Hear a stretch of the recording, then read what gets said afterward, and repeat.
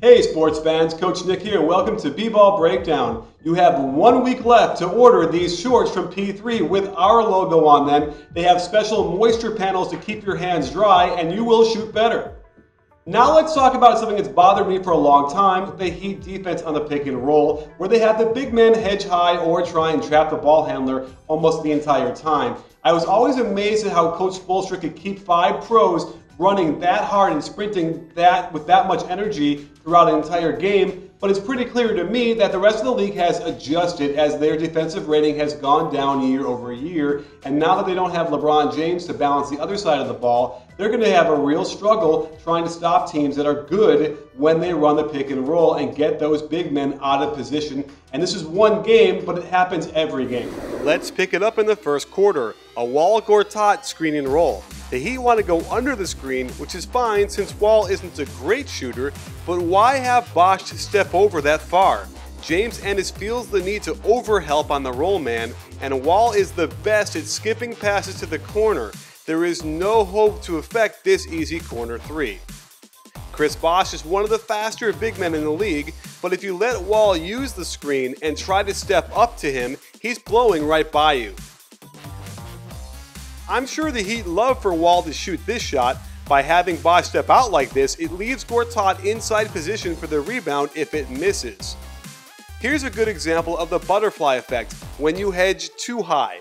Dang foolishly reaches in with both feet above the three-point line, and the Heat's defense is forced to rotate when they can't stop Wall from hitting the roll man. They rotate pretty well, but Sean Williams must come across and Chalmers must sink and fill to cover Gortat. Bosh has no hope to get there in time when Butler has this much space to catch the ball in the corner for the short 3. Same play here, this time it's Bosh stepping out. Washington has done something clever.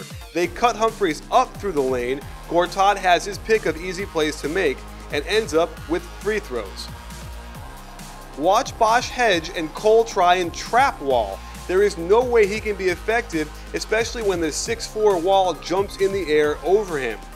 Dang is supposed to rotate over to Gortat, but is worried about Porter being wide open for 3. This is a mistake. You always want the offense to throw another pass, since it gives you an opportunity to close out and get back in the play. You can't win giving up wide open 12-footers in the lane. Here's an inside screen and roll at the elbow, and watch Bosh step up to prevent Wall from turning the corner. Well, he ends up screening his own man, and since the right side was cleared out, there is simply no rotation to help. They should be icing this and force Wall away from the pick to begin with. Again, the Heat always allow the ball handler to use the screen, and have the big men hedge high. Cole falls asleep and doesn't stay with Gortat, who is his man on the switch. Granted, had Gortat gotten near the hoop, he would have just posted him up, but this is just too easy. Now here's an example of ice. Force Wall away from the screen and sink Bosh back. This is great, but on the re-screen, they let him not only use the screen, but get into the middle of the floor. Dang is ineffective on his bump of the roll man, and a simple glance by Wall to Butler freezes Dang, and a gorgeous pass yields another layup. Watching McBob follow the game plan to come out 2 steps above the three-point line drove me crazy. He is now trying to close out at a bad angle back to his man. Chalmers inexplicably rotates all the way over to Drew Gooden of all people, and Haslam must wait till the pass is thrown to the corner before leaving his man underneath the hoop. Instead, he goes for the look away, and the Wizards get another dunk. Here's an example of where their system of defense does work, as Napier expertly stunts to Gooden with the express purpose of getting right back to his own man.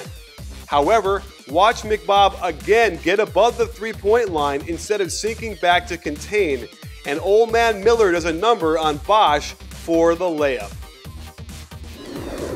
But there you have it, sports fans. It shows you what a 19th ranked offense can do when they have good action, like we showed you last week with our Washington Wizards offensive breakdown. And you have John Wall, who's playing close to the top of his game and really rising to be one of those top 3-point guards in the league. But there's a lot of great point guards out there, and unless Coach Spoelstra takes a look at this and says, you know, we should play ice, which forces the ball handler away from the screen and contains, that is what's going to give them the best chance of winning these games, because they gave up a ridiculous amount of layups, not just open shots, layups at the basket last night, and that's not going to cut it even in a weaker Eastern Conference.